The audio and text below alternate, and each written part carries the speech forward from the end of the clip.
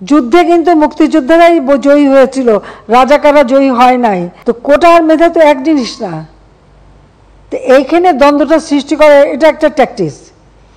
তার মানে কি মুক্তিযোদ্ধার সন্তান নাতিপুতিরা কেউ মেধাবী না, যত রাজাকারের বাচ্চারা নাতিপুতি হলো মেধাবী, তাই না?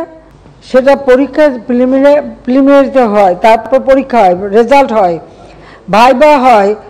সেই সময় যেটা যেটা বাস্তব, তো যদি মুক্তিযোদ্ধার সন্তান হয় তো সেই পাবে। আর সবসময় যে সব কোটা পূর্ণ হয় তাও তো না, যেটা বাকি থাকে সেখানে তো ওই তালিকার থেকেই দেওয়া হয়। এর মধ্যে অনেক চাকরি কিন্তু ওই তালিকা থেকে দিয়ে দেওয়া হচ্ছে এটা, এবং সেটাও একটা নির্দেশ আমি দিয়েছিলাম।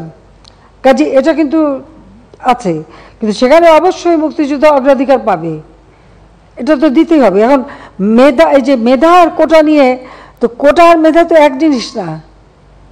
তো এইখানে দ্বন্দ্বটা সৃষ্টি করে, এটা একটা ট্যাকটিক্স। তার মানে কি মুক্তিযোদ্ধার সন্তান নাতিপুতিরা কেউ মেধাবী না, যত রাজাকারের বাচ্চারা নাতিপুতি হলো মেধাবী, তাই না? কিন্তু এটা ভুলে গেলে চলবে না যে যাদেরকে মেধাবী না বলছে তাদের হাতে কিন্তু ওরা পরাজিত। যুদ্ধে কিন্তু মুক্তিযোদ্ধারাই জয়ী হয়েছিল, রাজাকাররা জয়ী হয় নাই। তারা পাকিস্তানিদের পদলেহন করেও পরাজিত হয়েছিল। এই কথাটা মনে রাখা উচিত যে তারা তো পরাজিত হয়েছিল।